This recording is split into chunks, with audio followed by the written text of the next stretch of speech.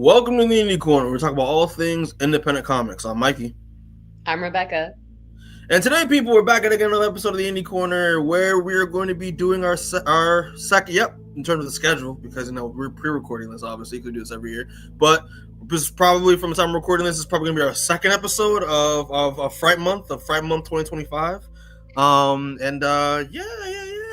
Again, more spooky stuff. Again, we love spooky stuff. This is why we've dedicated a whole month to just spooky stuff, because we love it so much.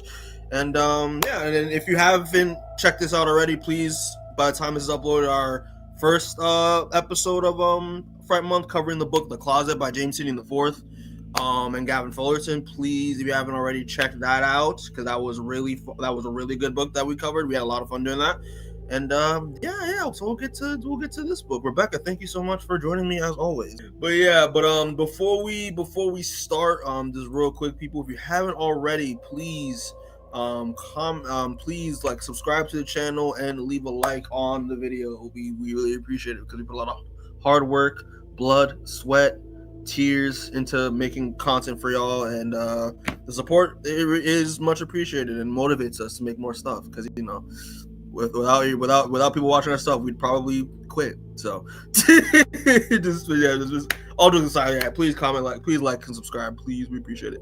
But yes, people, so the book that we're going to be talking about today for our second episode of Fright Month 2025 is none other than the book Stray Dogs, written by Tony Fleecs, with art by Tori, I think, Forstner, is how you say her last name, Forstner. It's from Image Comics. I've known about this book for the past few years, because this came out, I believe, in 2020, 2021. I read the first issue of this around the time it came out, and I really loved it, but I just didn't get a chance to continue it. I had other things to read, so so I figured, hey, would it be nice? It would be a great time to just go back into it for Fright Month, for spooky season. So yeah, I think it's gonna be a good time. And all right, so we'll get right into it. So without further ado, we're gonna be starting off with Stray Dogs number 1, but we're gonna do the chapters, because they have chapters. But this is actually titled Chapter 1, Good Girl. Thoughts on the cover, Rebecca? Thoughts on the cover, real quick? I think it's different. As you can see from the art style, it's very cartoony, Disney inspired. So yeah, Right. To me, I think this cover is just okay. You said, the art style, I feel like it's gonna make or break the book for you. I'll talk about how I feel about it later, but I think the cover itself is okay. I do think the logo is giving a little too much Stranger Things, but other than that, it's a fine cover. I didn't even think of that. I feel on that. I mean, I remember seeing this book on the stand, so I thought this was very intriguing. The fact that it's very Disney, very Forrest and the Tramp, very 100 Dalmatians inspired, kind of cartoony look, which I thought was really cool. But the red, the red atmospheric lighting indicating this isn't gonna be your typical dog cartoon story. It's not gonna be all dogs go to heaven, unfortunately. All dogs go to hell, maybe, I don't know, but I think the covers, it's all right, but I think the rest of the other covers are a lot more interesting. And and also, just fun fact real quick before we start, Tori Forstner was known for the My Little Pony comics, so this is the style that she's known for doing with dogs and just animals. So I think I thought that was pretty interesting to start off. But all right, so we'll get right into it. So starting chapter 1, Good Girl, opens up at a veterinary clinic, and we're gonna introduce to our main character, Sophie, who, I don't know what kind of dog she is. I was gonna say it's not a Chihuahua. I don't think it's a poodle either. Maybe? Pomeranian, we'll go with that. But so we get introduced to Sophie with her her owner, or how they would say in this book, their lady, waiting to see the veterinarian. And once they do, I think I don't remember if they said what she's going in for. I think maybe she just I don't know she's just she's going in for shots pretty much. She's going in for like regular maintenance like vaccines or booster shots, and she's shaking like crazy. The veterinarian, her owner, who we will never know her name. We just refer to her as like her lady, is pretty much a little concerned because she's shaken up she's shaken up about being in here. She hasn't stopped trembling. And and she's just worried that what if she remembers the shot. And the veterinarian makes kind of an interesting fact about dogs where it's like, yeah, like that's not really how their memories work. And also like dogs are known for like not hating. It's not possible for dogs to hate people, allegedly. And also their memory, the way their memory works, they don't really have a lot of like short-term memory. Like their short-term memory isn't really the best, but they do remember like basic things like where they eat, where they sleep, who their owners are, in their line of sight, and and yeah, and pretty much the doctor, the veterinarian, calms her down and is about to give her the shot, and pretty much she says, "Don't worry, like it only takes a few minutes, and just give her a couple days, she won't remember a thing." Then it transitions to this house looks like off of like a busy interstate, where most of the story takes place.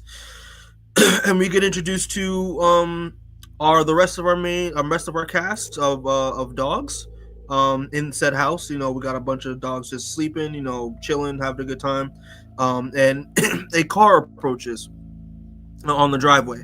And it appears to be, the owner of said house and said dogs, and he comes in, opens the door, and opens the door and introduces to these dogs to their newest member of their family, and it is none other than Sophie. It looks like, and she's looks confused, she looks scared, and pretty much their owner or their master, which how they would say, listen, just be nice, he's about to bring some food. They all immediately rush towards her and start smelling her, because obviously that's what dogs do when they're around other dogs. They start to smell them, get familiar with their scent, and she's like very uncomfortable. She gets very confused, and we hear one dog come in, try to like tells everyone to be cool, just give her some space, obviously she looks afraid. And this is the character of Rusty, and Rusty pretty much is kind of like the de facto leader, I guess, of the group. They all really listen to him, but he isn't the oldest person to be there. We'll get into that as well. But yeah, Rusty realizes like, hey, listen, I know you're scared, and like I know but don't worry, everything's gonna be fine. You're among friends. But at the same time, when they look at each other, he kind of gets a resemblance of like, hey, like do we know each other? Like you feel like I feel like I know you. You seem very familiar, but she has no idea. She doesn't remember him or knows who he is. And then she gets around to introducing him to everybody. And yeah, so luckily for me, because I was gonna try my best to remember all of these dogs' names, but thank God when you open the first issue, they give you a little bit of a character section, so you before in the chapter heading, so you know who all these characters are, and I grabbed it. So we'll just do that. But we have obviously the main character, Sophie, Rusty, who I don't know about you, Rebecca, but I kept voicing him in my head as Charlie Sheen because he looks exactly like the main dog from like All Dogs Go to Heaven. So yeah, so so Rusty. I wasn't even thinking about that. I was. Because this entire like book, like the way it's drawn, it reminds me a lot of like All Dogs Go to Heaven, like that art style. It looks like it's the closest to this. But yeah, Rusty, voiced by Charlie Sheen. We have Earl, and Earl is revealed to be the oldest one. He's been in the house the longest, allegedly. Roxanne, Aldo, Killer, Henry, Henry, and then there's other Henry. So there's two Henrys. Gucci, Victor, and Imogen. And I like Imogen because Imogen is the biggest one out of them all, and she just chills, doesn't say a word, just stays in her corner like throughout the almost the entirety of this book. Yeah, so those are all of the characters. And then Rebecca, just real quick, which one out of them all is like the one you were like, you'd be like, this is my favorite? Like you ready? Like, did you pick a favorite before like Like, like in the beginning of the book of like which dog you like the most? I mean, I'm a dog lover just in general, but probably Imogen just because I like I think she's Burmese mountain dogs, and I love those kind of dogs. Yeah, those dogs are like, I've seen one in real life when I had my old job, and they're fucking massive. They're like, you could ride one. You could ride them. Like, they're huge. They're so cute though. They're adorable. Yeah, no, for me, it was either I kind of like Killer. I think Killer might be my favorite. He's just a little cute little like I don't know what kind of dog he is, but he's just a cute little dog. He's a pug, yeah. He's cute. Him and Victor. And I thought Gucci was, I thought Gucci was the poodle. I didn't think Gucci was the deformed one. So, for the longest time, but anyway, I digress. So yeah, Rusty makes all those introductions and then starts, to give her the tour, and pretty much goes through the living room, which is what we saw previously in the other page, the living room. This is where a lot of them just hang out and chill. It's where, like, he says where the softest pillows are. And then we cut to the front. He says like it's like down where the living room is, like down on the way to the living room that's where the front yard is, and they're not allowed to go out front because of all the cars on the road, because they're pretty much off of like a highway or like an interstate. And it goes all the way up to the kitchen. He says this is where Master eats, and he says we usually eat our food upstairs.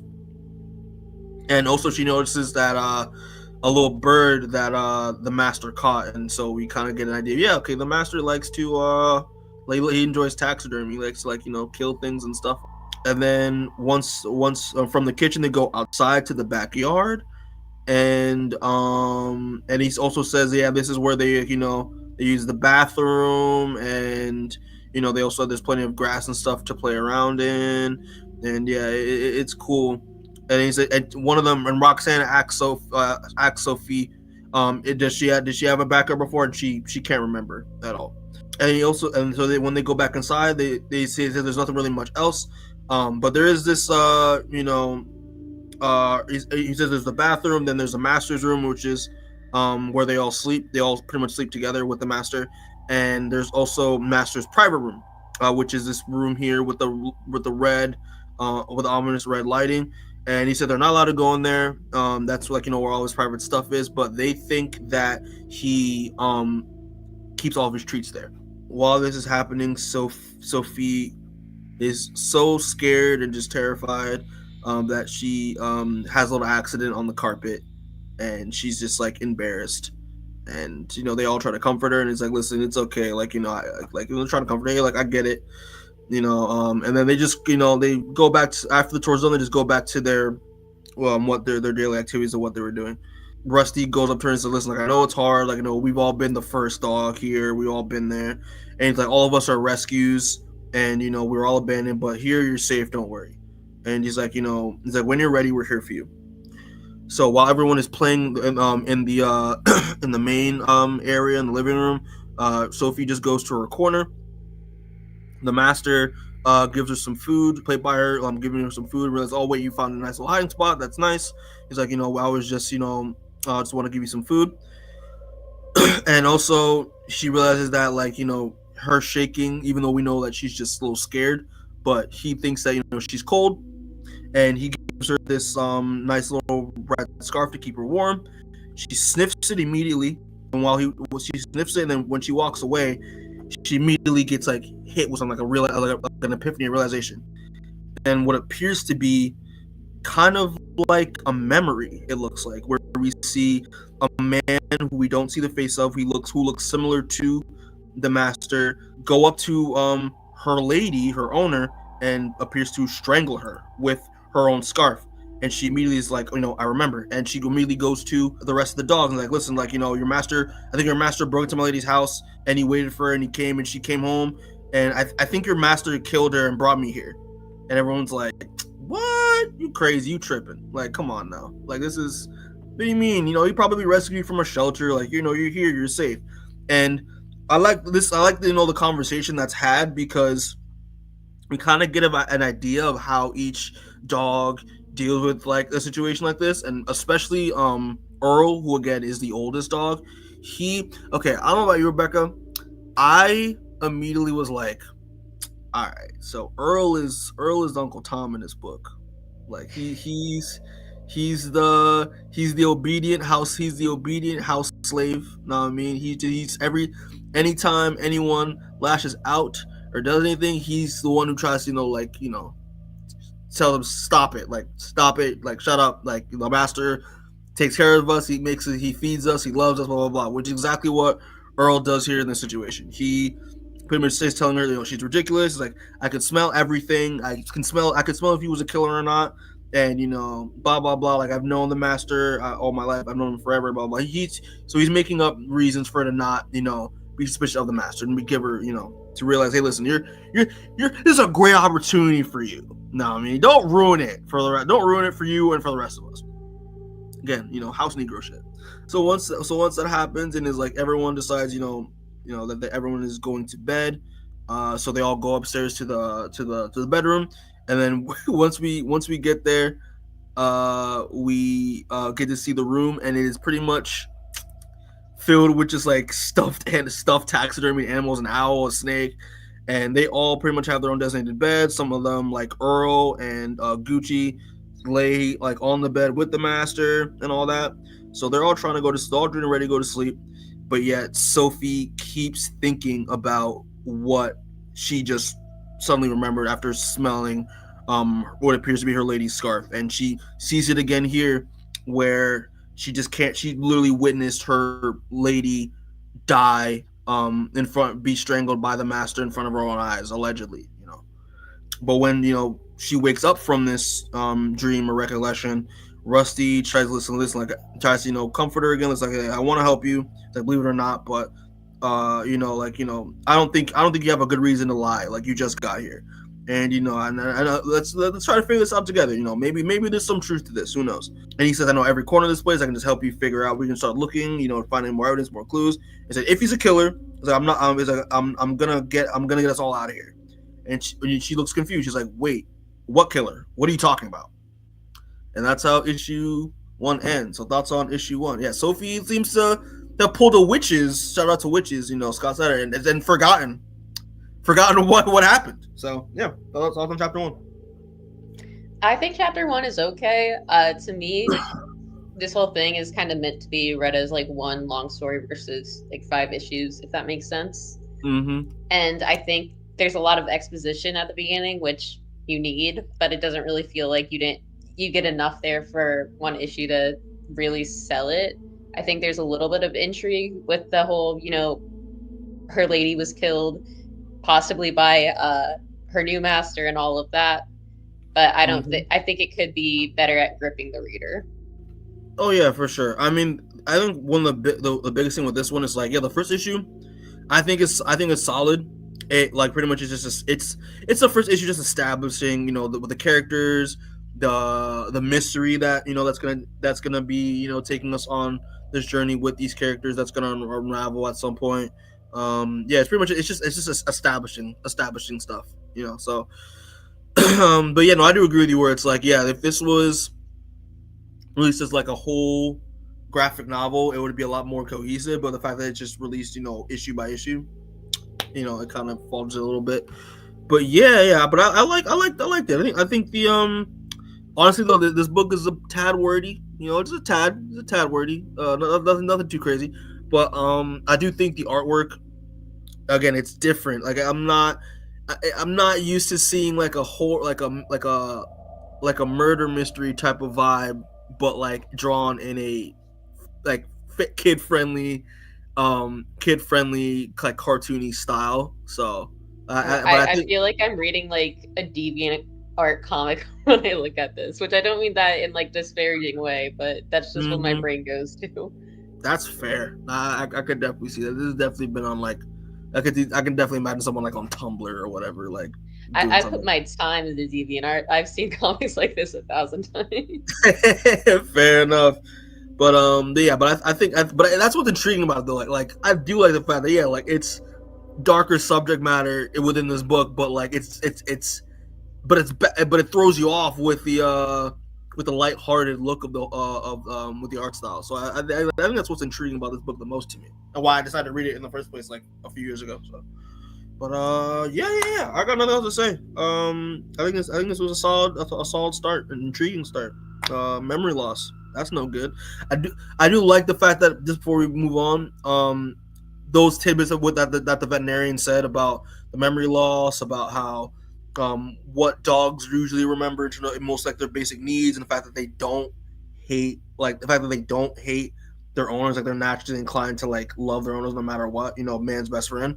And so I like how we'll see if how much of that is true within the course of the story. So yeah, it's interesting. You have anything else you want to say before we move on? I'm good for issue 1. I bet. So moving on to issue number 2 of Stray Dogs, called Chapter 2 Stay. So thoughts on this cover? This one I thought was a little cooler than the first one. Yeah, this one I think is better. Definitely more blunt in what it's trying to say, what this comic is about. Mm-hmm. But I like the lighting here. I still think the logo takes up too much room on the actual cover, but other than that, I think it's a good cover. Yeah, for sure. And I think it's a common theme with all these covers in the series, but I love how red is like the big like motif that they keep using in this book, like the color red and alerting like something sinister, and again it balances with the colorful aesthetic of everything around it. So I think that's really cool. But are dogs colorblind though? Last time I checked, yeah, the dogs are colorblind. They can't see color like we can now. Mm-hmm. Okay. And also I just realized I forgot to add these, but like a lot of these issues, they did a lot of really dope variant covers. I don't know if you saw this, but they did a lot of dope variant covers as like homages to like horror films. Like I know they did like one for Dracula, they did one for Silence of the Lambs, they did one for. I read this from the trade, and I don't think they include them there. Okay, I got you. But yeah, I wish I had some of those up. But yeah, they do have a lot of big horror variant homage covers that they did for this book. Start us off, Rebecca. All right, so getting into Chapter 2, Stay, we pick up right where we left off. So Rusty's talking to Sophie. He's like, what do you mean you don't remember? We were just talking about it. And Sophie's like, yeah, I got no clue, bud. And so he has an idea. So he scratches at the door. The master lets him out, and he comes back with the scarf. And again, upon spelling the scarf, she's instantly hit with the memory of someone strangling her lady, and she's like fully on board again. Like, we gotta figure this out. Mm-hmm. So the master goes to feed the dogs. While everyone's eating, Rusty and Sophie start talking again. And Sophie mentions the private room. She's like, well, you said there was a room we weren't allowed to be in. We should check that out. And Rusty's a little apprehensive about it at first, but the master leaves home to go somewhere else. While he's gone, they go to scope it out. So, like I said, this is a private room. Usually it's locked, but today they just push on it and it happens to be open, which they're both surprised by. They start looking around, and immediately when they enter the room, it's just filled with women's clothing, which, could be totally innocent. Maybe he's just an fashion. Yeah, maybe he's a drag queen. You never know. Yeah, you never know. But Sophie's still not convinced. They're looking around for evidence. She doesn't know why all these women's clothes would be in here. Into a taxidermized coyote, which gives them a scare. It's also kind of weird because it's just drawn in like more definition than all the other characters are. Yeah, because all the other characters are like colored, also like colored flat. So like it's just a little. It's a little like it feels a little off. Well, I think it's supposed to be that way. Like it's supposed to feel a little off. That like it's has a little more shading and a little more definition than the rest of the characters. Right. And then Rusty makes a point here that the master hunts, so he's killing these animals himself. He's not just like into taxidermy. So as they're looking around, they still can't find anything. Rusty's getting nervous because the master is going to be home any second. And then they hear the master walk in the door. Sophie hides in the box, and Rusty gets found out by the master. He's like, "You're not allowed to be in here." He calls Rusty a bad dog, and I don't know if well, actually, they have but Well, not well. I maybe like I'm assuming a light kick. He didn't like punt him. No, it's off screen too, so we don't know how hard he kicked him, but he probably didn't punt him. Sophie's still left in the room, and after the master leaves, we see that the door was left open, so she tries to make a run for it. Then he's back at the doorway, right again, telling the other dog to stay out of this room. So she runs and hides in the closet instead. And then the master goes to sit down and work on whatever he's working on. Oh my god, I'm stupid. I'm just putting it together now. I'm assuming these are like recordings he made of like him talking to victims. So that would make sense. Alleged victims. Alleged victims. Some recordings of someone, I'm assuming. But as Sophie's listening in on this, she creaks the door by accident, and the master looks over. So we get one of those horror kind of panels where like it's going back and forth to like Sophie in the closet, we're seeing the master coming like closer. Mm-hmm. And just when she thinks she's safe, a box crashes down in the closet, and he comes to see what made the noise. And then we get a flashback to a dog park, and we can see the lady with the red scarf, Sophie's lady, letting her run, telling her to run free and go ahead and all that kind of stuff. And we see Sophie run into a pair of shoes that is presumably the master, and then we cut back to the present where the master is trying to grab her. But just as he goes to grab her, the other dogs start barking in the other room. So he hasn't discovered her, leaves her alone, and goes to see what the commotion is, and we can see Rusty has knocked stuff all over the floor. Master asks what's gotten into him, goes to punish him. So he drags Rusty outside on a leash and throws him in the shed. And the other dogs just look out when Sophie asks what's going on. They just say it's punishment time, basically. Yeah. It cuts to sometime later. A full day goes by, and we just see other dogs kind of waiting around until it's time to go outside at night. And the other dogs just kind of berate her for getting Rusty in trouble. Another thing too is by the night, like some of the other dogs don't remember that Rusty got in trouble just that day. So there's more issues with like memory happening. Yeah, it's like a common theme. Finally, this book is like memory is a big thing with this book. Right. I'm not sure what it means exactly, but it's a big theme. And then at the end of the night, the master decides Rusty can come inside too. His punishment's over, so he makes his way out, and I think he's supposed to be limping here. They say he's limping. And then, like I said, the other dogs have a hard time remembering exactly what happened all throughout the day. Like some of them barely remember going to a dog park, and one of the dogs mentions that while they were there, they met a lady and her dog. And then that's when one of the dogs says something about pictures, that the master used a camera to take a picture of the lady. And then Sophie remembers seeing the pictures in the other room, so she grabs a photo that she found and asks if this was her, the lady from the park today. And the dog says, no, it's not, she was different. But then Roxanne, one of the other dogs, says she remembers that was her lady. And that's how chapter 2 ends. Interesting. So yeah, like she's not the only one. She's not the only one. I think that's interesting. You know? Yeah. So I think the pieces come together a little more in this chapter, and I think if you didn't get hooked chapter 1, this is where it's gonna hook the majority of readers. We get a little more into the mystery here, and I think it's enough to kind of start theorizing about like what's really going on here. And the thing with the fact that this book plays a lot with memory, and I feel like I don't know if it's maybe how I interpret it, but like because like when Rusty got in trouble, a lot of them, when he was in punishment, a lot of them like just started to forget. And again, I think that's what played to what the veterinarian said about dogs in the last issue, where like their short-term memory is the best. So I felt like because he was gone for a little while, they just forgot that like he was in punishment the entire time during the rest of that day.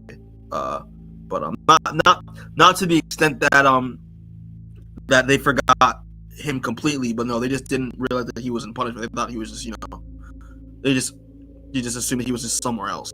But that kind of comes to show, what would happen. I thought about it, like, what would happen if he was gone for like days? Like, how much of him would they have like forgotten?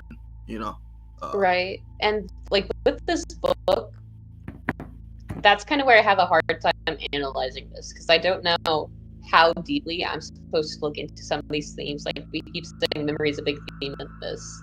I don't know if their memory is just bad because they're dogs, or if it's supposed to be in something deeper, and I just don't quite get it. I honestly think their memory is just bad because they're dogs. But at the end, I did think Tony Fleecs throughout the course of the story, and we'll see, is like is trying to say something else with it. But I digress.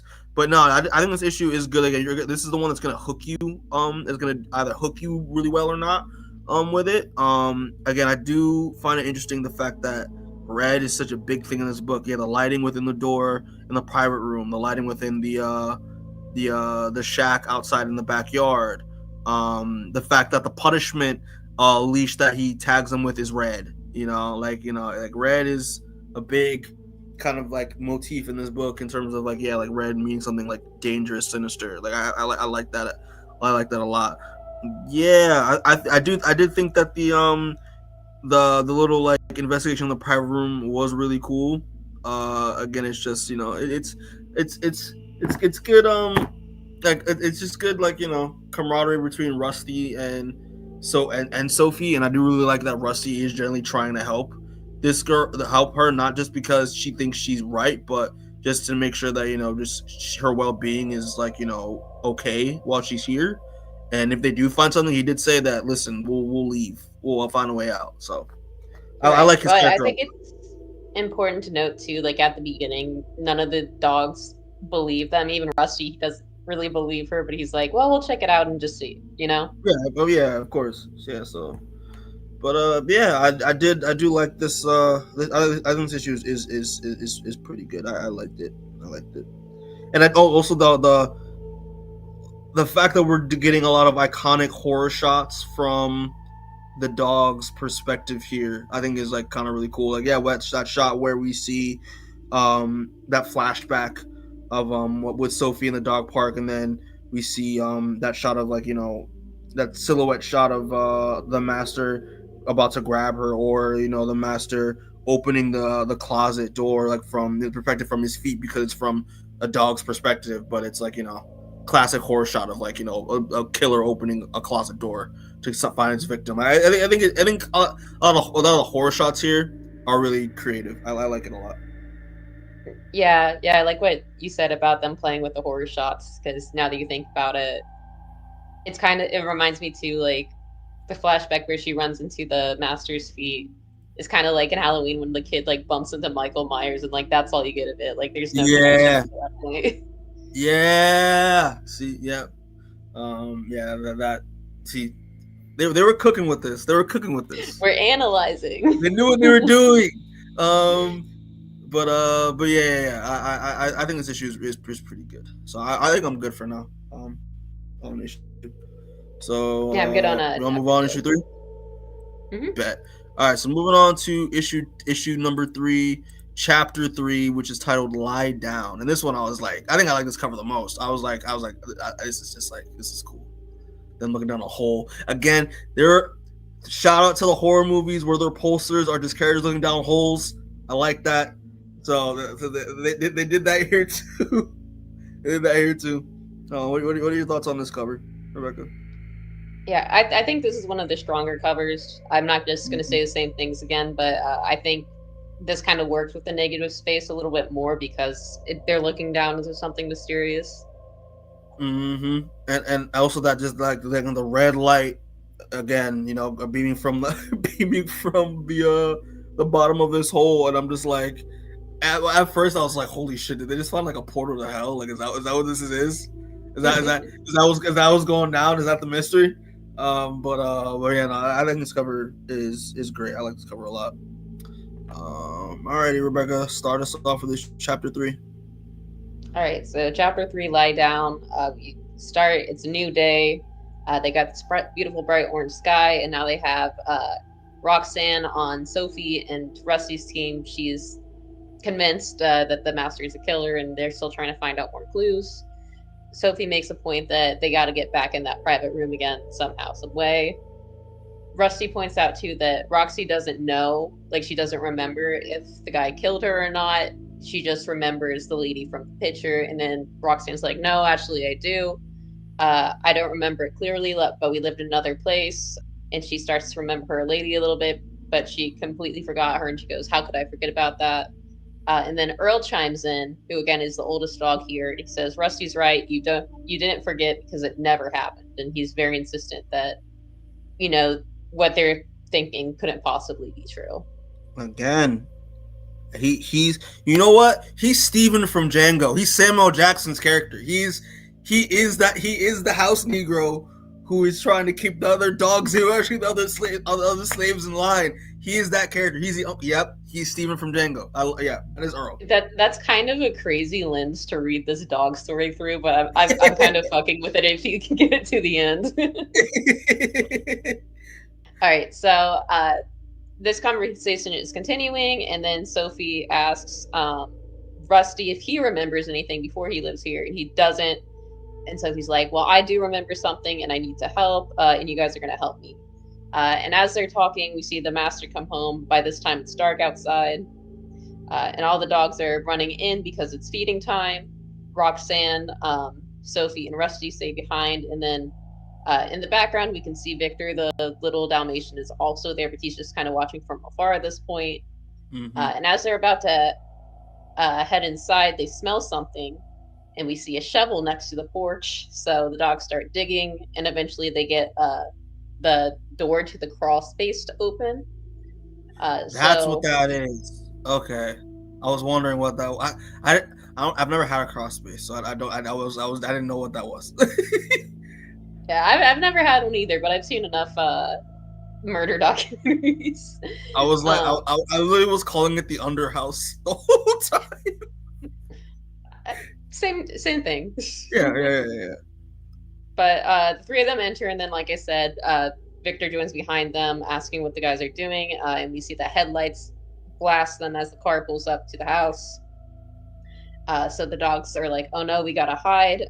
And right in front of them are some freshly dug spots. We don't know what's in them yet, but the dogs are like, we gotta hide, we gotta dig. So they start digging a hole. Rusty's like, we gotta be careful, otherwise the master will hear you. And then we cut to the master listening, and he sees the open crawl space, and he grabs his flashlight. And this is all like paneled out, so it's like supposed to build up tension and be like a little slower as you're reading it. Mm-hmm. So we see him step by step, like kneeling down, going into the crawl space with his flashlight. He looks, he sees the hole. He doesn't see the dogs, but he does shine a light in that area. And just when it seems like they might be discovered, we hear the other dogs in the house barking, and he turns around. But as he leaves the crawl space, he puts the hatch or the door back, locking the dogs in, more or less. All right, so the dogs are safe for now. And they talk about how horrible it would have been if they had found him. And they're like, what would he do if he found us? But they, like, we can't think about that right now. We need to get back inside the house before he realizes that they're gone. Victor, who is a Dalmatian, who I now realize he's missing a leg. He can't get out of the hole on his own. And they also realize... I was wondering, because I didn't see it. Because I was like, bro, just get out the damn hole. Like, why do you need help for it? And I realized, oh, wait, he does have a leg. I don't think they really draw attention to it until this panel, but yeah, he's missing like half of his one front leg. They got to help him, and they also realize the door is locked. And they're running out of time once again. The way this issue is paced, it's really trying to play on like the aspect of time, which I think it does really well. Roxanne's trying to dig a hole to get them out of there, and the other dogs are trying to help the Dalmatian out of the hole. Meanwhile, we see that everyone else is getting fed, and the master is starting to realize that some of the dogs are missing. So he goes to look for them, but just then they pop up inside, covered in dirt, and the master's like, oh, you guys are just going to have to give you a bath in the morning. And then the other dogs turn around to see them, and the one poodle, who I think is like Henry's like, what the fuck? Like, where did you guys go? And the other dogs are like, talking about crawl space, and they're like, we found graves. And all the other dogs are kind of like, what? One of the dogs asks, what kind of graves? People graves, I guess, as opposed to dog graves. And then Earl's like, you guys are just being hysterical again. We don't know what you're talking about. And then Roxanne drops, I'm not sure exactly what it is. I think it's a piece of clothing, but Yeah, she drops it on the floor. It's like some cloth. I thought it was like a bandana or something. I don't really. It's kind of hard to tell. Yeah, I'm not sure exactly what it is, but the other dogs give it a sniff. Earl's like, well, everyone sniffed it and it's nothing. And just then Victor's like, I didn't smell it. And as soon as he does, he also has a memory. Yeah. So we flash back to him being I'm getting ahead of myself. He was stuck in a fire and he was rescued by firefighters. And we see that's how he lost his part of his leg. And we see that the fire woman who rescued him decided to take him home after that. And everything was good and life was happy until, surprise, surprise, killer breaks in and gets her and takes the dog too. Mm-hmm. So he's in the same situation as Roxanne and Sophie. And now he's convinced and he's freaking out because there's no time for a plan. They don't know what to do. And then he's like, oh, wait, I do know what to do. I'm going to call 911. Yeah, because that's the emergency number. That's the magical number. I was like, right. I love Victor. And then one of the dogs is like, okay, but how are we going to talk to people when they don't understand us? And Victor's like, I don't know, but that's the safety number, so we got to try it. So somehow they managed to like start dialing this phone. And meanwhile, Earl, who's watching from the background, is like going to go snitch on them. So he sneaks away by himself. He goes up the stairs. He scratches at the door, and he gets the master's attention. Uncle Tom. Cut back to downstairs. Uncle Tom shit.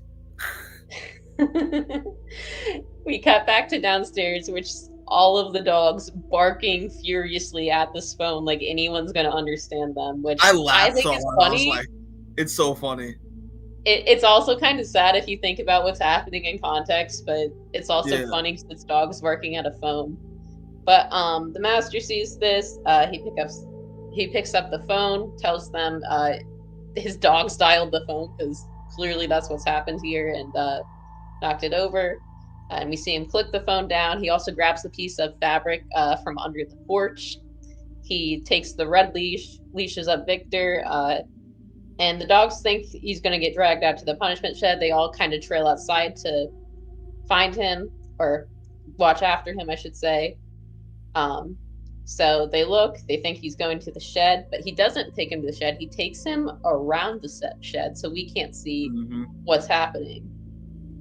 So the other dogs are freaking out, and then we hear a yelp, and then we hear a bang. And it just cuts to the reaction from the other dogs watching, and that's how chapter 3 ends. Fucking wild, man.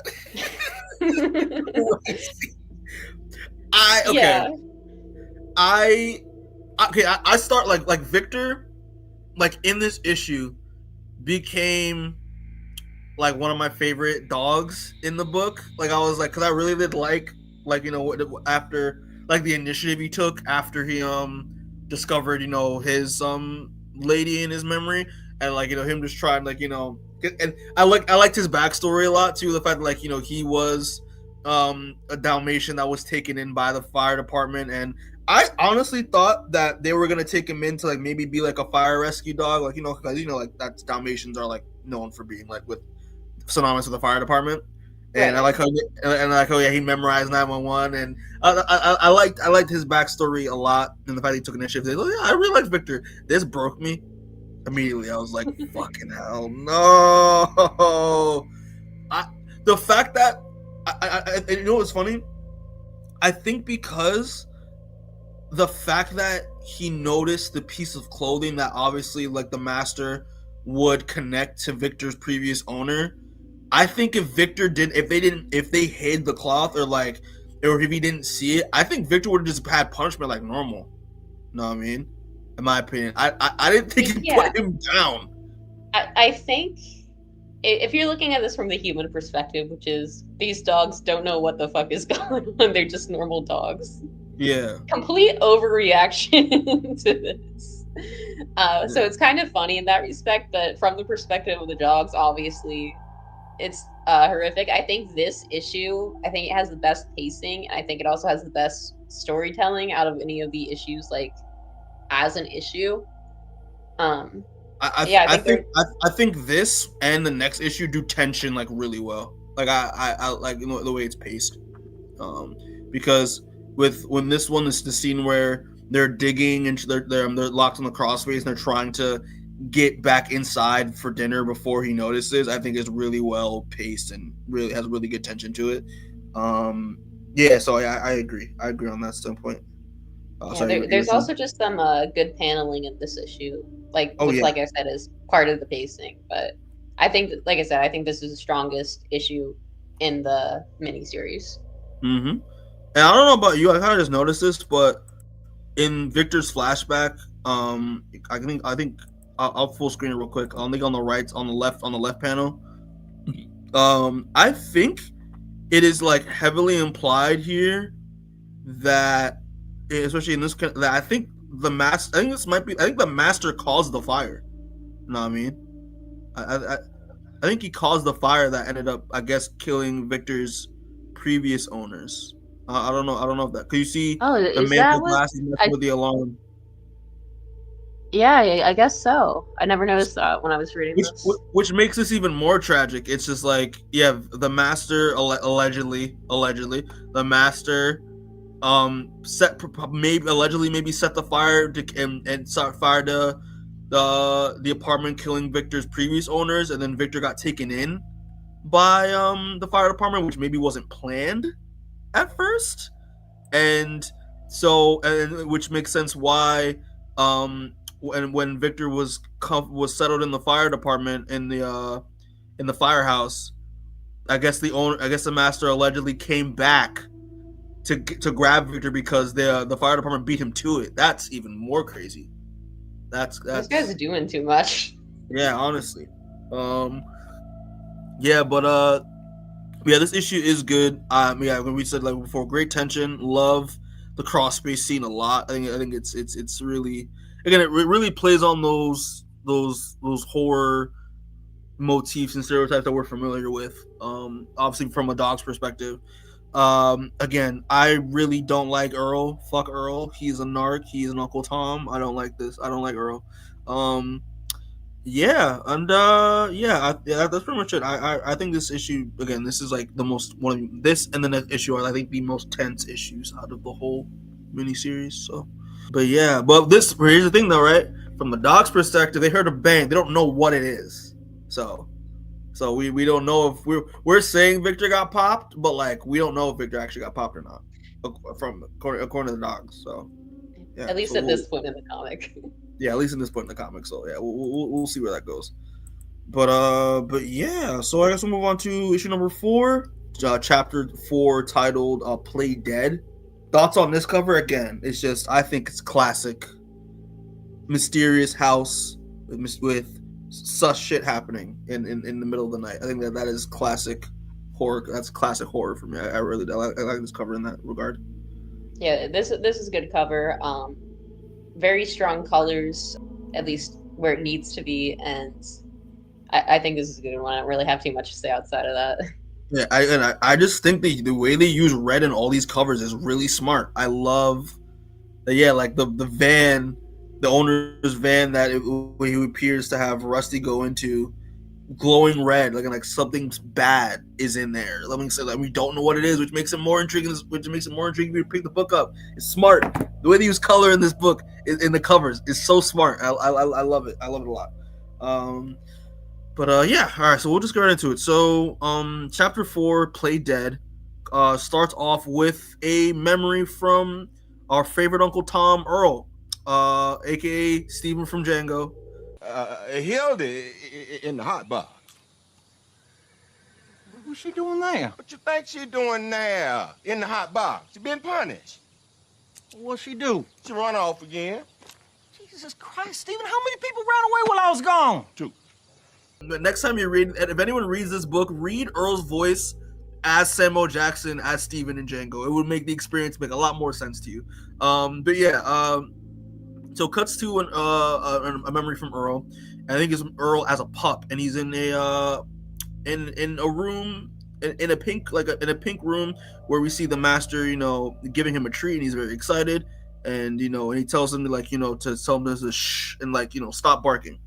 It cuts back to the present day where the master is eating his, I'm assuming Cheerios? This is his Cheerios. Yeah, he's eating his off-brand Cheerios, and again we get while he's looking at these photographs of these women, and I love how all the dogs are just because after seeing a loud bang behind the shed and then not seeing what appears to be not seeing Victor, after them stunned by what they saw, they're just all standing right behind him being like, what the what the fuck, what's going on, they're just in shock. And at the same time, Earl's doing his Uncle Tom shit and is like, guys, this is what he always does. He always eats his Cheerios in the morning and looks at random photos of women. It's normal. he's not doing anything wrong, guys. Come on, he's not a killer. I would know if he was a killer. Remember, I was here first. I've been here forever. It's so funny. And also I like to make the point, make the word killer the entire time in the background while Earl is on his on his apology tour. It's just telling him how hungry he is and how they haven't eaten yet. And while this is happening, the master is about to leave, and then literally Victor's saying, Killer is saying, wait, is he not going to feed us? I haven't eaten anything since. And then he closed the door and he says, since Victor. So it kind of appears like the master is I guess in a way punishing them in a way, or maybe setting an example, being who's in charge. Remember, I feed y'all. It's power move. Once this happens, Earl and Sophie start getting into a fight, and Sophie immediately once he closes the door, makes the realization that he's going to kill all of us, because she obviously thinks that's what happened last night with Victor, and he's just saying he just killed him he was nothing, and she's outraged, and they start arguing, and he's again saying that you don't know that, he could just be in the shed for punishment, and he's we know, we're not stupid, we saw, we heard, he killed Victor. I saw him kill my lady, and he killed Roxanne's lady and Victor's lady, and he immediately is he's tired of it. He's you're lying. It's you're just confused. And then she immediately says that. I love how she says, of course you'd say that. You're his loyal dog. He's like, damn right, I'm a loyal dog. I'm like, oh, Steven shit. Then. And he's he's not a killer. He's constantly just defending him and trying to put the blame on Sophie, because again, once everything was fine until she got here, and while this is happening, Imogen stands up, and everyone's like, Imogen just stood up. It's oh, what's going on? And she just doesn't say anything, turns around, and just drinks from her bowl, and he's saying, oh, I remember all of it. It's I remember the master. The master used to give me treats and all that stuff, and he's oh, what else do you remember? And he's what kind of treats were they? What else? What kind of treats were they? Who else was there? What was it a cold day or a warm day? So he's trying to add in all these details, and he's stumbling to recall. So again, just like the rest of them, he's stumbling to recall where he came from, where he came from before he was before he got to this place. And then I like how he's saying that the fact that not just he doesn't, but none of them do, and she can't even remember what her lady sounds like anymore. And it's she doesn't even remember. See, she's lying. See, she said, did you hear what she said? Yeah, she didn't remember. So I'm right, she's wrong. Listen to me. And it's he brings us food, he keeps us safe. It's why would you ruin this for us? Blah blah blah. And yeah, you're the problem. And Rusty chimes in and is I remember. And then, he explains, oh, wow, Rusty also remembers the fact that, he had a lady too, and that his lady was murdered by the master. And then he goes into detail, and then they all pretty much comfort themselves and say, we have to do something. He's we have to get out of here. And everyone is pretty much in the consensus that Sophie's right, except for Earl, and he's just saying, no more talking. It's not true. Victor's not dead. He's if you guys try to ruin if you guys try to run, and then she immediately yells at him and is like, oh, if we try to run, like what? You'll rat us out like you did to Victor? Everyone's like, ooh, what? Snap. Plot like bomb drop. Yeah, he a snitch. He a Uncle Tom. He a loyal house pet. He got Victor killed, which is why he's trying to deflect onto Sophie. He feels guilty. And it's like, yes, it's good shit. The way you said house pet there was so funny. I'm sorry. Why was that racially charged? Okay. Don't clip that. But pretty much he's like, listen, he's like, and everyone turns on Victor, and he says, you know, he's like, you know, I don't remember, and I think he does remember, but again, he just feels guilty, so he's denying what happened. And Sophie's like, listen, I'm not gonna run. He's like, I'm gonna go see about Victor, and he's like, listen, and everyone follows, and everyone joins her, leaving Earl alone with Imogen. So they're all about to go to the shed, and Sophie kind of like convenes with Rusty, and she's like, you don't really remember the master killing anyone, do you? And he said no, because literally it was the only, even though he doesn't remember, but they again, Rusty is kind of the leader of the group, they all listen to him, so they were gonna and so they had to make I had to make them believe that I remembered. And everyone immediately was like, they're going around smelling the area, and they said, oh, we saw something, it smells like Victor. And they're going to the ground nearby so they can smell him there. They're going around the shack and they can smell him there. And it's like, you know, is it blood? It's like, wait, it's somewhere else. So they're just smelling him in multiple areas in the backyard. And while this is happening, Earl's watching from outside, and he's literally just like, you know, like, again, he's trying to justify what's going on. So he gave me treeps. He's like, well, they don't know what they're talking about.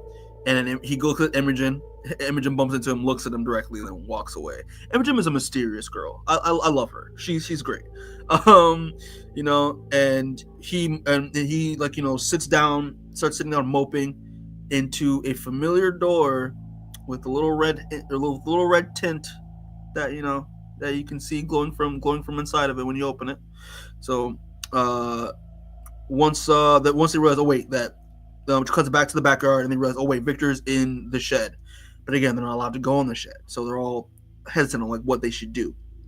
But Sophie, being the brave girl that she is, decides, listen, open it. We're gonna open it. And we're gonna see what's inside. And it's like, you know, but it's like, reminder to Sophie, like, it's punishment. We never go in there. We're not allowed to go in there unless we're being punished. And she said, listen, are you kidding me? Like, fuck. He said, fuck y'all. I'm gonna do my thing. Just goes inside, and you know, she goes inside, and everyone's outside. It's a bunch of panels of them all like just waiting, see what's going on, and it's silent. And some of them even want to peek inside to make sure she's okay, but again, they're scared, you know, because they've been trained to not go inside. And everyone's like, "Hey, Sophie, you in there?" Sophie, and they're calling her Sophie. Sophie, are you in there? And immediately Sophie runs out, and we get this really cool a series of panels of her going out, like her, and in the background it's all red and sinister and ominous. And I mean, she's like, run, and they're like, wait, what do you mean run? Just run, please run. And they're just like, you know, like she runs away, and she's trying everyone to be like, please, like, we can't stay here, we have to get out here, we have to run. And she's like in full panic and full fear mode, and everyone's like, listen, is it a punishment? Like, what are you talking about? Like, please just run, let's go. And they're all, and a few of them are like, oh, listen, we're gonna go see. It's like, please don't, we have to leave now. And when we see other Henry, because it's Henry number 2, open the door with Henry number 1, as well as I don't remember what this other dog's name is, unfortunately, but the other 3 dogs don't listen to her, and they go inside to see what she saw. And we see what looks to appear to be a bunch of taxidermy stuff, things hanging on hooks, a bunch of dog faces, a bunch of hacksaw equipment, and what appears to be the fur and the skin of Victor. And then everyone's just like, and then you see Rusty walk in with everybody else, and it's like, run. And all hell breaks loose. Everyone goes crazy. They're rushing for the fence. They're so fucking scared of what's happening right now, what they just saw. Rebecca, I don't know about you, I died. I died seeing Henry just yeet himself in front of the fence. That's how scared he was. He was like, he literally just like yeeted himself onto the fence because he was that terrified. It had me laughing. They're trying to climb to the fence. They can't climb it because of the way the fence is structured. They can't dig underneath it because the fence is buried too deep. So they're panicking. They're trying to find a way. They're checking the gates, checking everything. They just need to get out. They're just trying to get out. So they're just like, hey, let's go to the front door. And Rusty reminds Sophie that we can't go to the front door because all the fast cars are outside. And he's like, Henry's like, and he's like, listen, like, we're not about to hear about the rules right now. We have to get out of here. It's fight or fight mode. We have to get out. We have to get out. Cuts back to Earl at the same time. It's juxtaposed with them panicking and them going back to Earl. And Earl is in what appears to be what, as expected, is the private room. And he's going around seeing the women's clothing, seeing the photos everywhere, seeing the taxidermy coyote. And it's just like, and again, at the same time, everyone's trying to get out, trying to figure out, they're going to leave. And at the same time, the master is coming back home. Again, so now they're even panicking now. So they all decide to hide. And we see a locker where we see a locker with the same red hue. So obviously it's something sinister that Earl's about to discover. He opens it. He sees his face. He's just done. He's defeated. Flashbacks to now. To the same flashback earlier, we get more of a zoomed out picture as Earl starts to remember. Finally, and we see him as a pup, and it's same thing. It's the master giving him not just one treat but a whole bag of treats. And Earl is so excited, he's so happy, because again, but at the same time he's told to be quiet while he eats these treats. But we hear a door open, right behind Earl, and we see his lady walk out as the master immediately takes her on and kills her, while Earl is distracted eating his treats as a young pup. And then we see Earl as a pup right after that being taken in by the masters the same way Sophie did, and the same as everyone else has been. And obviously Victor is the first, as he claims to be, but the reality is he isn't. And little Earl is told by the master that it's okay, he's safe now, and is introduced to these previous dogs, revealing that Earl isn't the first dog to be rescued by the master. There were more before him, and he like Sophie, he's afraid. He immediately gets swarmed on and smelled on, and so it's I love the symmetry here that Tony Fleecs does between Sophie and Earl here in this moment. And while the gym's happening, here's a where we see that the master is right behind him with a shotgun and tells him, "Bad dog." And the scene ends with now a angry Earl with the realization of his memories that he was taken, just like the rest of them have taken. His life has all been a lie. And behind him in the open container is a taxidermy head of all the dogs before him, as well as the new addition, Victor. And that's how issue 4 ends. So that's all on chapter 4, Rebecca. Crazy!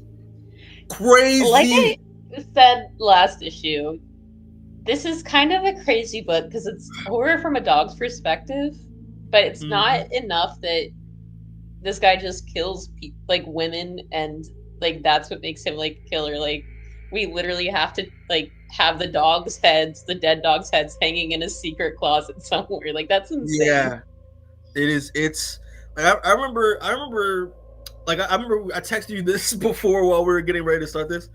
I was like, not gonna lie, Rebecca, this book is fucked. Like, especially when this is all from the dog's perspective. So how terrifying must it be for a dog to see the taxidermy heads of other dogs that they knew in front of, like, that is horrifying. And then like, they could have just went crazy. They could have just stuck it with this man is just a serial killer that kills women. No, he also kills dogs too, that eventually find out the truth, pretty much, right? Like, it's crazy. The dogs also catch the smoke, which is wild. So I feel like you gotta put a trigger warning before we start the video. Like, hey, if you're an animal lover, be warned. No, I mean, like, we should just do that. Dogs do die in this. We might need to put the warning in the beginning. Yeah. Yeah, like you said, crazy that he's treating the dogs as if they're people, which, like, we as the reader know, like, these dogs can think. But these are just, like, normal as dogs too. Yeah.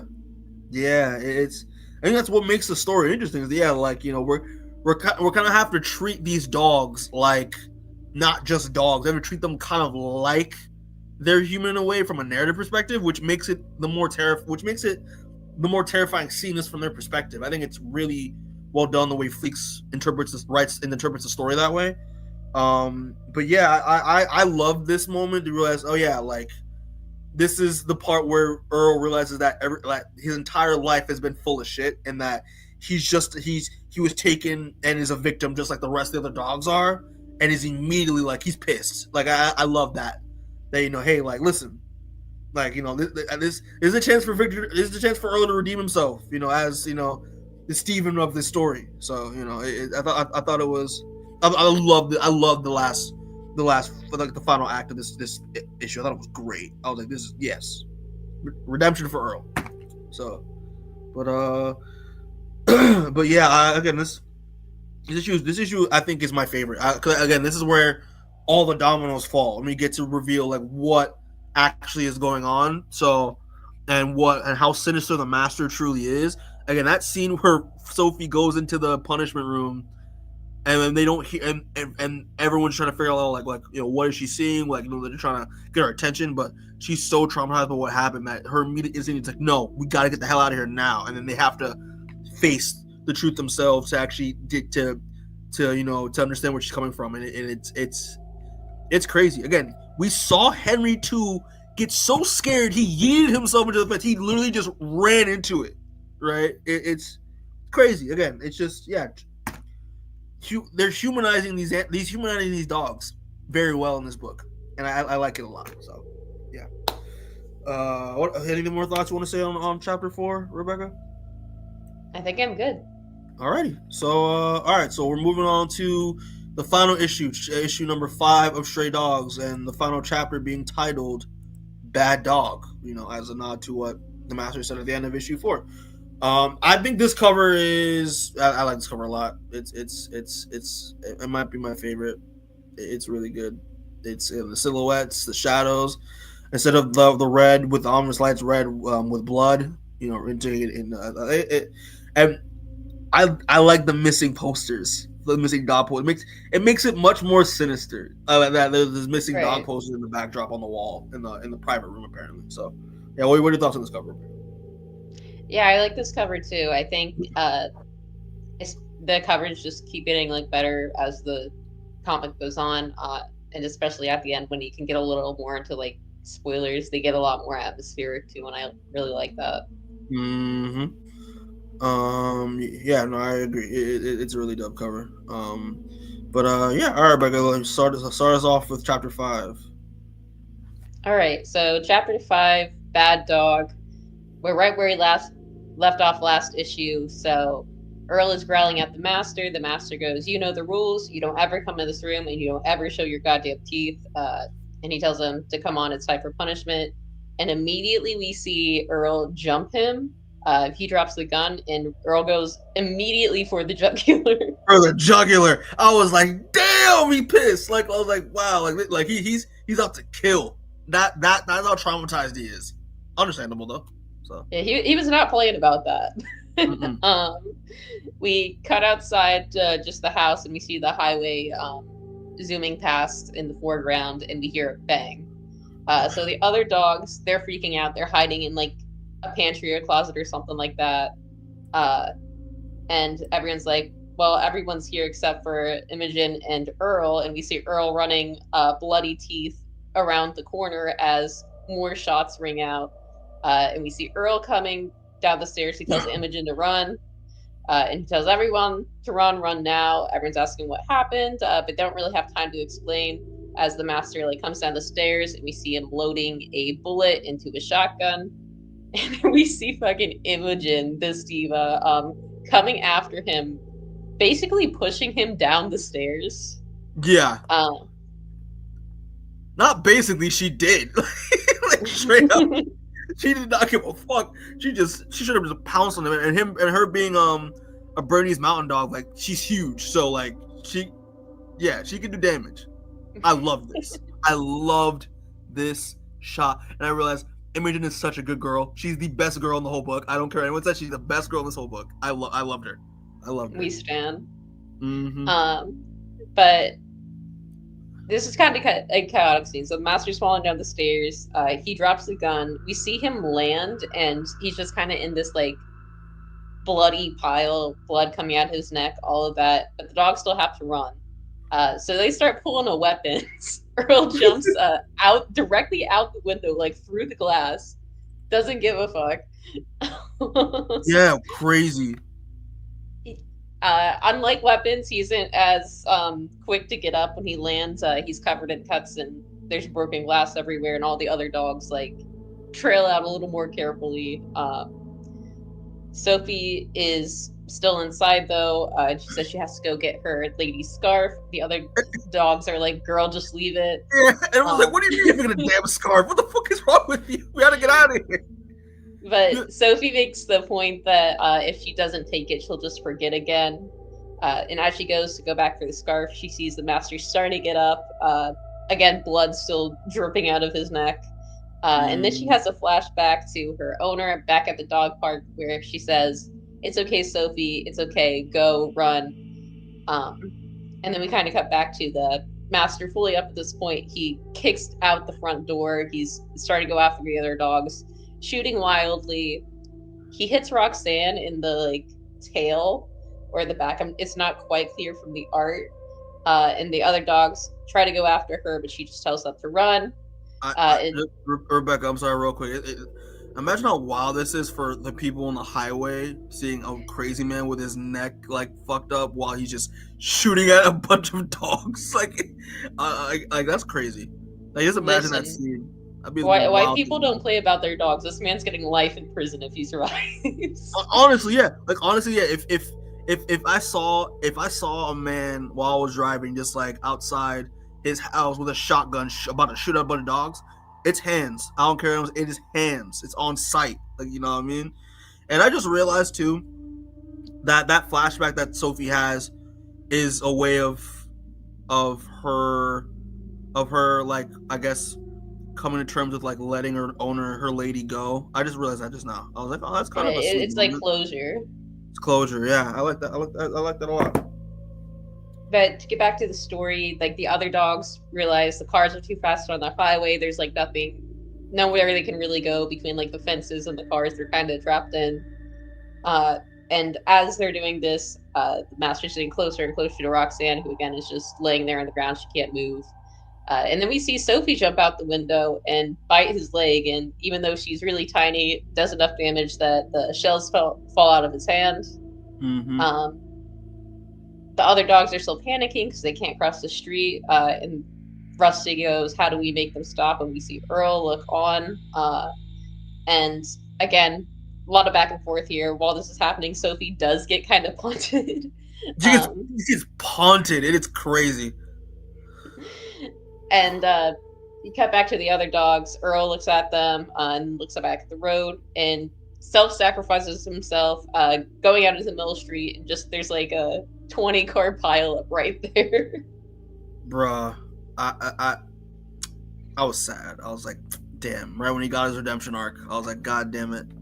But yeah, they sent him flying. Yeah, he got fucked up. I was like, and it's weird because this is drawn in such a kid-friendly way. It's just like, damn, like, you know, it throws you off a little bit. Mm-hmm.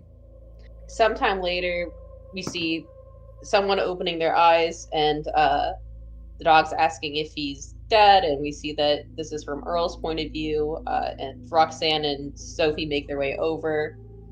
So Earl just barely alive.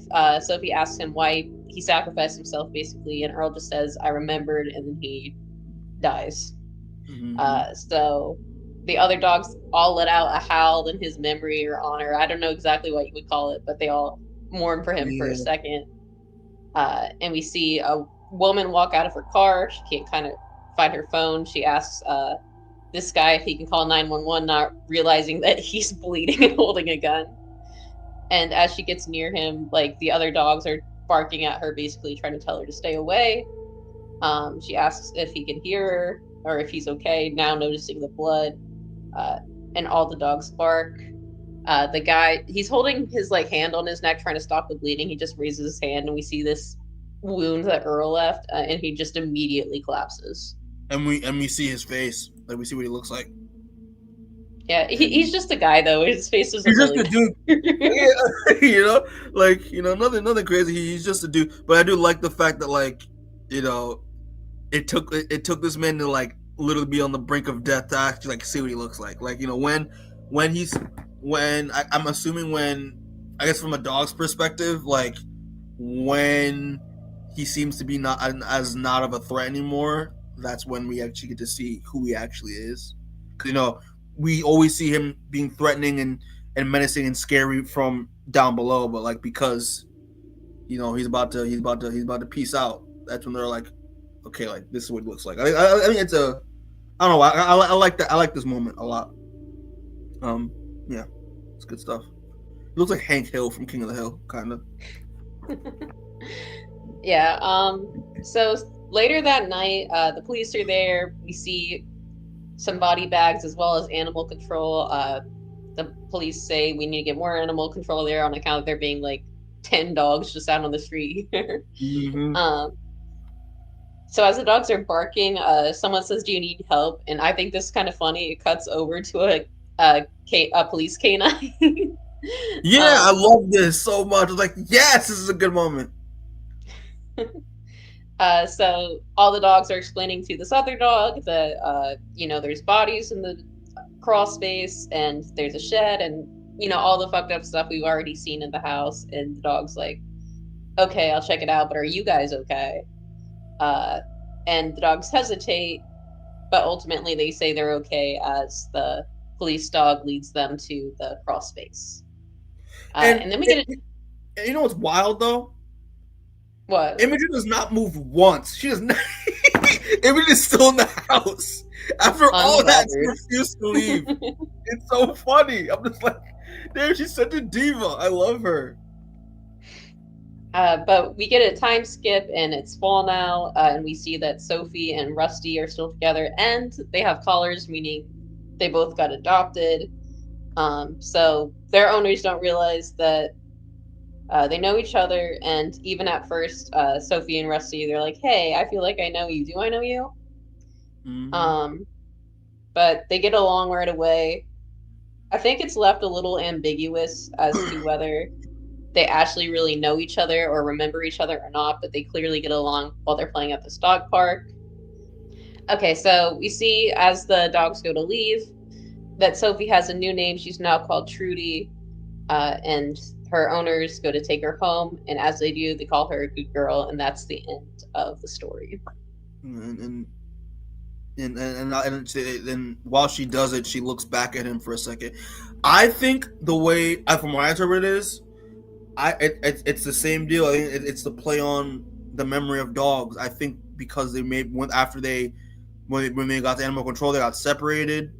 They weren't around each other, so they just ended up forgetting each other. But there's that familiarity that, like, hey, do we know each other? Like, when she's near Rusty, even though, like there's still that resemblance of like, hey, like we've seen each other before, like, which is kind of a nod, I think, to the first issue, where it's like I think maybe Rusty and Sophie have met in the past, but because of the way their memory works, they just forgot each other, but forgot each other, but have that remnants of familiarity, so I think that's how I interpret it with yours. Like, I don't think they do realize that they know each other, but there's that familiarity there that that is innate when they interact with each other, which is how I'm assuming it's with it could, and that could stem from not just them two, but the rest of the other dogs in the house, So yeah. That's how, what do you think? What do you think of that moment at the end? I think it's bittersweet because the dogs are in a better situation, but the fact that they don't outright remember each other is a little sad. Mm-hmm. Yeah, and they kind of, especially because they kind of like bonded, throughout the course of the story. So yeah, the fact that they don't remember is sad. They remember each other is sad, but the fact that they have better lives now. But again, there is that familiarity. When there's that familiarity that clings on to them, that they Yeah. So I like that. I like that. I liked it. I liked it. Yeah, thinking about it though, I think the story only takes place over a couple of days, so I don't think they actually knew each other that long. But still. Yeah, that's true. But they bonded over the fact they were about to get murdered by their owner. So trauma bond. Yeah, exactly. They all trauma bonded together. That's what built the temporary friendship. It's nice to see them happy. It is nice to see them happy though. But yeah, it's bittersweet. So there's that. But yeah, overall, this issue again, I thought it was a solid end. Again, I'm not gonna lie. This is the issue where I was like, no, I like Earl because Earl realized that Earl realizes that hey, being a Steven is no good, and that you should and and that if he sacrificed himself to save everybody, that was amazing. I do like the fact that they if that canine from the if that German Shepherd from the canine unit was not there, they would have never found those bodies. Let's be real, they would have never found those bodies. I thought this was a very good ending, and the owner being relentless too. Again, the fact that the owner was literally blasting a shotgun in his house to try to kill these dogs was crazy. And yeah, he came to his end as he should. He deserved what he got for fucking with those dogs, and that was satisfying to me. When he died, I was like, yes, because again, he got bit in the jugular and then came back like freaking Michael Myers, like Jason. He just rose back up from the fucking dead and just started attacking these dogs. Man, it's crazy. But yeah, no, I think this issue was a solid end for sure. Rebecca, any more thoughts you have on the issue at all, or on before we move on to final thoughts? Not too many specifically on the issue. I think there's a lot of good stuff in here as far as action goes. This entire issue was mostly action. I think it does a good job at it. Yeah, for sure. And yeah, I think that's pretty much all I gotta say. So, Rebecca, so now we're gonna go on to our final thoughts. And what would you give Stray Dogs out of what are your thoughts on Stray Dogs, and what would you give it out of 10? Out of 10 scares, out of 10 ghosts, how would you give it? Well, I think as a whole, going back during this podcast and kind of looking at it, I liked it a little more than when I initially read it the other day. So I think it did go up a point just re-looking at it. But reading through this the first time all the way, I felt like there was a little bit of repetitive dialogue. It didn't feel like too many different conversations happened, which might be intentional since the dogs keep forgetting things. I do think there's a lot of good sequences in here, but I also feel like, for me, I think the art works for what it's going for, but I also feel like if they had gone a slightly more realistic style and grounded a little more, I think the horror would have been a little more effective. For me, this book didn't scare me. It certainly has horror concepts, but the art's too cartoony for me to be scared. If I was way younger and reading this, it might have been more effective, but for me, where I am now, it didn't do it for me. Yeah, that's completely fair. I mean, this book didn't really scare me. It shocked me more than scared me due to how crazy the story got over time when the mystery was unraveling. But yeah, I feel the art, if this was drawn in more of a more realistic or semi-realistic or serious art style, it would have been a little more. I think it would have been more scary for me. But I thought the journey was interesting. I like the characters. Again, having to be forced to humanize these dogs so that you can understand what they're experiencing from their eyes, I think was great. Again, the even though the artwork, I do agree with you. Sometimes at times it's it throws you off, but I think Tori Forstner does a really good job with, like, you know, she knows how to draw.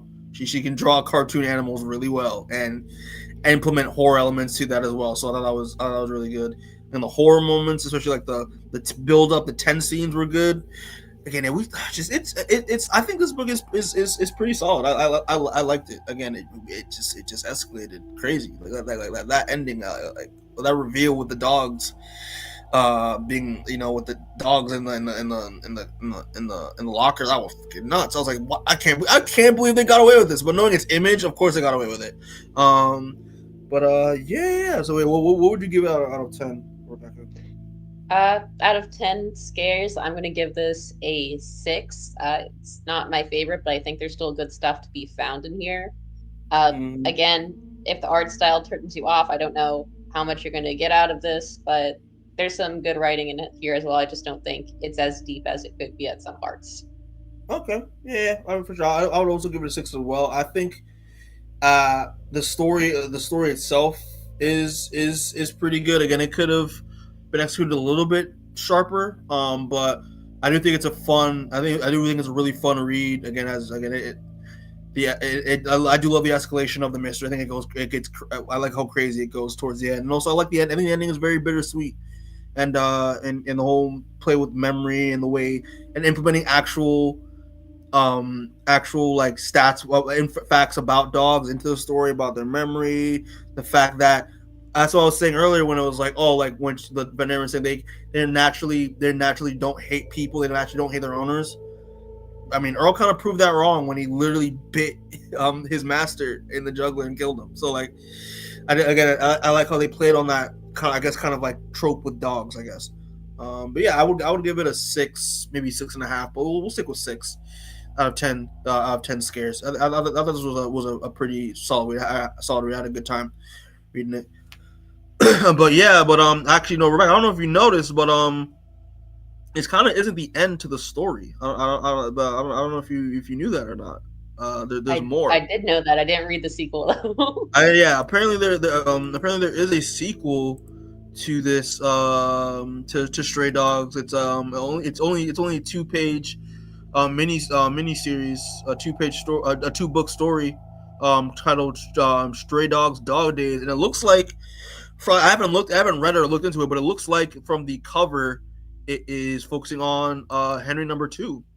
So I do like, yeah, like it's a continuation. It's continuing the journey of a familiar character, I assume, post the first issue, for the original series. So there's that. And I don't know about you, Rebecca, but there's also, when I was doing research as well, I didn't know that last year as well, Tony Fleecs and Tori Forstner actually have continued working together at Image for a while, and they've been working on a series similar to this as well. And I'm pulling up the image in a second because I was really surprised. Because I had no idea this was even out because of even out. I didn't really hear any like promo from on Image's end. But they actually continued another series in the same style. This series known as Feral. It came out in 2024 last year in March, and it's continued since. It's like 3 volumes out, and it's focusing, instead of dogs, focusing on cats and horror instead. So I don't know if you'd be interested in checking that out as well, Rebecca. You know, the cover is just giving warrior cats to me, so it might need a little more convincing to do it. Warrior cats. Wasn't there a book when we were growing up called Warrior when it focused on cats? You're gonna get a bunch of comments on that. That was a whole series, my God. That was right, yeah. I remember those books growing up. An entire genre of YouTube A&Bs. Damn. Okay, I didn't know it was that. I mean, I know it was popular as hell, but I didn't know it was that deep. But I might check this out because, like, again, I want to see the flip side. How they implement horror stuff with cats. I find that very interesting instead of dogs. So yeah, I think I'm gonna check it out. Again, it's ran 3 volumes is wild because Stray Dogs only is one volume, and the 2-issue the 2-issue spinoff. That's it. So that means this has to be really good if there's multiple volumes of this. And lastly, even though by the time it's recording, if we originally planned on recording this way earlier, like we did this one first, I would have dropped this on the 3rd, which is at the time of this recording is tomorrow. But we're dropping The Closet instead. But one of the reasons why I wanted to do this book as well, I think Rebecca could catch on what can get what I'm catching on, is because there is a movie coming out on October 3rd tomorrow that is similar. There's a similar vibe to this, Rebecca. You know what I'm talking about. It's certainly a dog in a horror movie. Yeah. So for people that it was this. We haven't watched it yet. By the time we pre-plug. Pre-plug. I do plan on watching this. I'm very excited for this movie. But Shudder is releasing a movie that's not in all theaters, but in select theaters. Is releasing this new film. Titled Good Boy, but it is going to be Shudder's. It's going to be a theatrical release produced by Shudder, and it pretty much is going to be a straight up horror film, and looking more so like ghosts, demons, stuff like that, but told through the dog's perspective. And the dog, unlike in Stray Dog, the dog doesn't speak. It's going to be more realistic. So yeah, and it's and it already has like really good reviews. Cause I think this had its own separate screenings earlier in the year, and yeah, because it has like a 91% Rotten Tomatoes. And the people are saying it's the best dog actor since the dog in The Thing. Yeah, so people say the dog acting is really good, and it says, and the really synopsis of the critic says, a man moved into a new home that has supernatural forces lurking in the shadows. As dark entities start to threaten him, his brave dog comes to the rescue. So yeah, it's pretty much a supernatural horror story focusing on the dog's perspective. Immediately when I heard that shit, I was like, I'm down. Take my money. I'm good. And it's directed by Ben Lowenberg, and it is PG-13. And it is, I thought it was gonna be R. Okay, never mind. Yeah, well, I don't think they want a dog horror movie to be rated R. I think that's gonna be too much for people. But yeah, Rebecca, will you be checking this out? Will you be checking Good Boy out? Eventually, I definitely want to see it. I don't know if I'll get around to seeing it in a theater, but I do want to see this movie. For sure. And if we see it within the month of October, maybe we might do like a little mini review for it. But yeah, I'm so people, if you like Stray Dogs or like us covering Stray Dogs, you want more. You got Stray Dogs Dog Days. You got Feral, which is the cat version, as well as a new movie, Good Boy, that is coming out. This in the same vein. So you got some nice animal horror content this to go look through. So I think it's really cool. But yeah, so I'll just close it out. That's pretty much it. So thanks to everyone who are watching this or will watch this. We appreciate it. Please do us a favor and subscribe to the channel. Please please leave a like as well, and hit the notification bell so we know when we drop new content. Again, at the time of this, when the time this comes out, we'll probably have dropped our episode of The Closet. So please check that out as well. It was a fun time to do, and yeah, so again, Fright Month we have too much fun with Fright Month. We go hard in the paint. So please support that video real quick. And again, if you have read Stray Dogs, please do you like it? What are your thoughts on it? Will you be continuing it? Will you be checking out the other stuff as well that we mentioned? Yeah, please let us know. And as always, just a little quick shameless plug. Please check out our After Dark that we dropped. Talking about comics. Me and Seamus. We talk about the Red Hood cancellation. We talk about the Darkness. We talk about a bunch of other comic book news, the absolute stuff. So yeah, it was a good time. Please check out the interview with Jay Hero as well that we did last month, as well as the Greg Anderson and Elise interview that we did as well. And yeah, please check out Deadly Class. Please check out Transformers. Please check out the clips. Check out the highlights. Check out the reactions. And most importantly, please check out our Why the Last Man series that me and Seamus have been doing for a while, for recently. It has been a lot of fun to go and reread that book. It's one of my favorite comic books ever, by Brian K. Vaughan and Pia Guerra. So please check out. I think the third episode may have dropped by the time we drop this. So just support either way. And as always, people, get home safe. We love y'all. Appreciate y'all. We appreciate the support. And we'll catch y'all next time. All right. Peace. Bye-bye.